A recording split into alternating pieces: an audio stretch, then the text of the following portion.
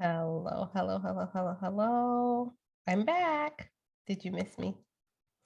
It's Danny from Simply Browsing, presented by Community Cuts. How the heck are you? Anyway, a lot of things are going on. The Oscars came on, but let's really address the elephant in the room, shall we? Where do I begin? Well, we all know what's taking place with Will Smith and Chris Rock. It's the unfortunate thing, but this is what's going on. Recap. Chris Rock, the comedian that he is. And matter of fact, I don't even think this was at his worst. I think he was really being nice because I've seen him go at it and be really harsh. But he mentioned something about Jada Pinkett and seeing her in G.I. Jane 2. Honestly, I thought it was not even funny. I think it was also a compliment to me because in G.I. Jane, not only was Demi Moore fierce, but she was cute when she shaved that bald head. But apparently, they started to laugh, Will and Jada, but then Jada rolled her eyes. And I guess that was a signal to Smith, like, hey, what's going on here? Here he goes again, and you're not doing anything. He gets up, literally walks 20 yards or so to the stage and slaps Chris Rock so hard. But the funny thing is that you don't even know if it was a skit, if they were playing around. Okay, the outrage. He wins the whole tone of the room change, of course. 45 minutes later, he wins, he gets a standing ovation, and people are like, why is he getting a standing ovation? But I really think people were standing up because of the work he did, because I heard he did a great job for King Richard. I haven't seen King Richard, but I heard he did a great job. And I think that's what they were standing for. But I guess with all that's going on, it was kind of bittersweet to know that all this time and all your hard work, and now it's tainted, and all people will remember is the slap that you gave Chris Rock.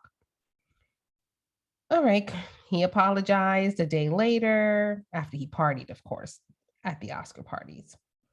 He didn't apologize to Chris Rock on air, which I think would have been great if he did. And then I honestly would have been like, okay, this is a great moment. He took accountability. He apologizes not only to the Academy, but to Chris Rock. That didn't happen.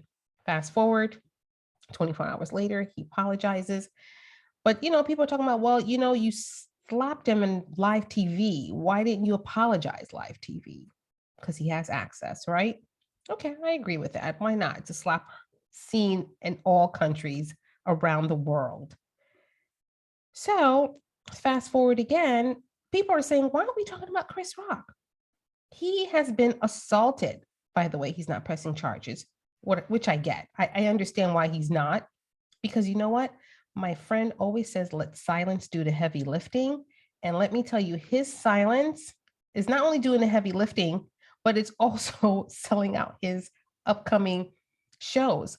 Not only his shows are selling out, Chris Rock, they went from like $46 to $700 a ticket. So I don't know who's winning, but anyway, back to Chris Rock. Is anyone checking on Chris Rock?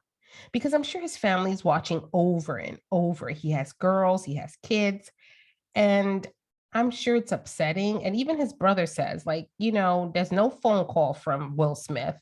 No one's reached out via telephone because I'm sure you have the number. So what's the deal?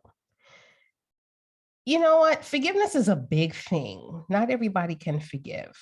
And when people say you need to forgive, but you never forget, let me tell you something. Forgiveness is hard because it really does have to come from the heart. Yeah, I forgive you, but you know what? Sometimes it's really not genuine.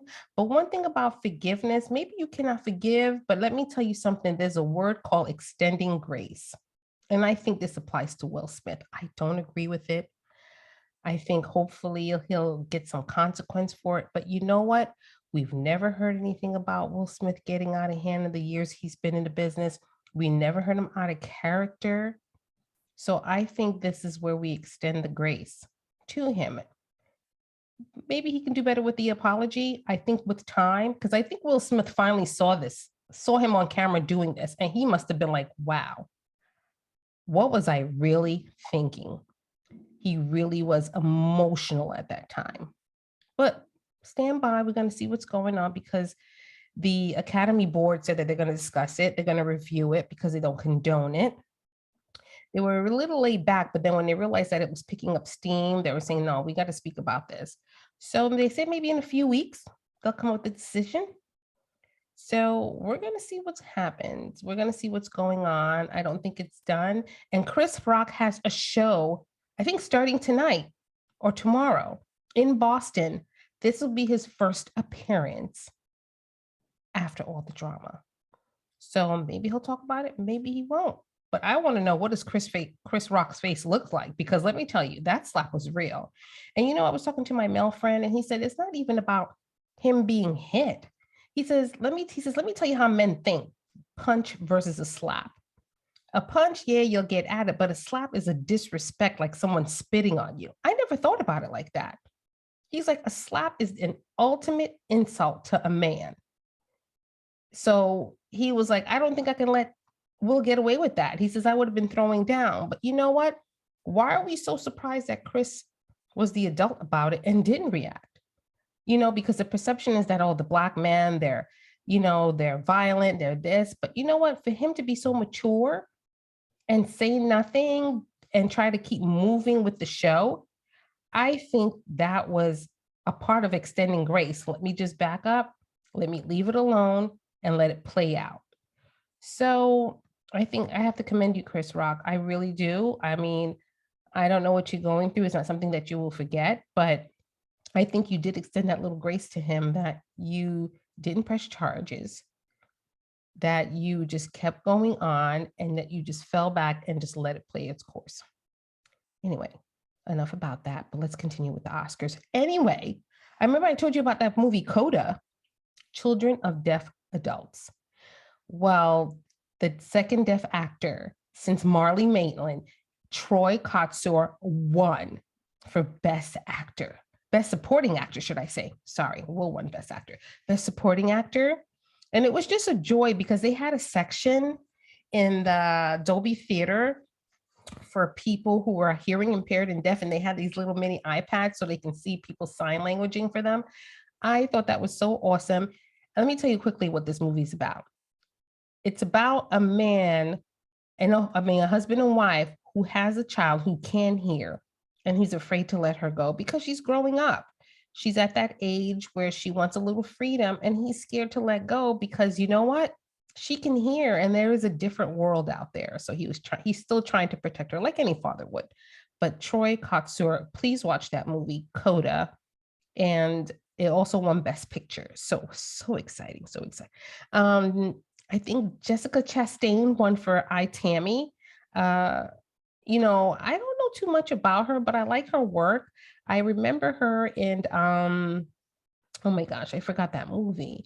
But I've seen her in one movie, but she's been in a couple of things. She's a beautiful lady with a beautiful figure. And I like that in her speech, she says, though Tammy was made fun of, Tammy Faye Baker, anyone probably back in the 80s will remember who she is.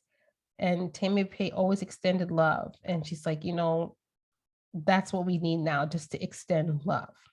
So we'll see what happens. Anyway, this Academy Award was also produced by a Black teen, Will Packer, for the first time, which was really great. But of course, it kind of ended on a low note with this thing because this is what everyone will remember with the Will situation. But Will Packer, you did a great job.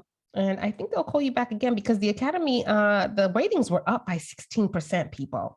It really wasn't that boring. I have to say that, beyond the Will incident. It really wasn't that boring. So I must say it was a great, it was a good show. The three ladies who hosted, Amy Schumer, Wanda Sykes, and Regina Hall, did fabulously. And they need to bring them back. I'm talking about, they meshed well. They did their little skits great. I'm so proud of these ladies. Different colors, different backgrounds, different creed. And let me tell you, they work together so well. You guys need to watch it. I'm sure it's up on YouTube. So I know I'm going to rewatch it again. Anyway, enough of that. Moving forward, what's going on in Brooklyn? Well, Mayor Adams is making moves. Remember, he said that, sorry for the dinging because it's connected to the phone too. So, hey, we're busy people, community cuts. We're busy people trying to reach out to us. So simplybrowsing@gmail.com. Don't forget to email me. But in Brooklyn, Mayor Adams, he said that he was going to start removing homelessness camps. And let me tell you, people, he's standing by his word.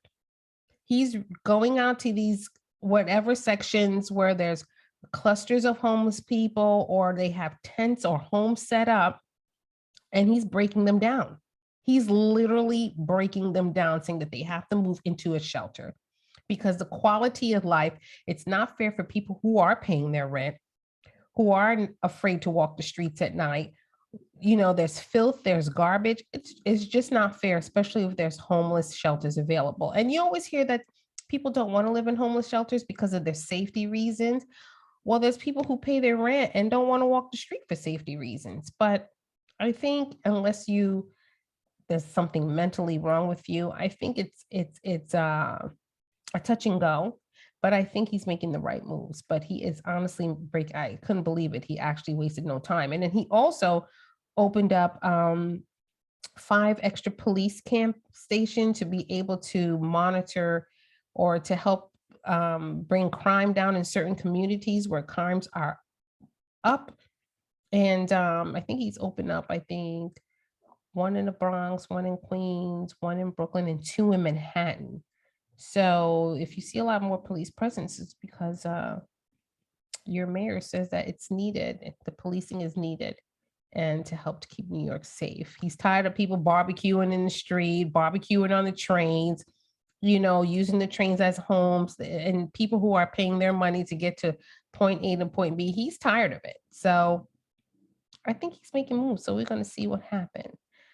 But that's all that is for now, besides what's going on in the world with Ukraine.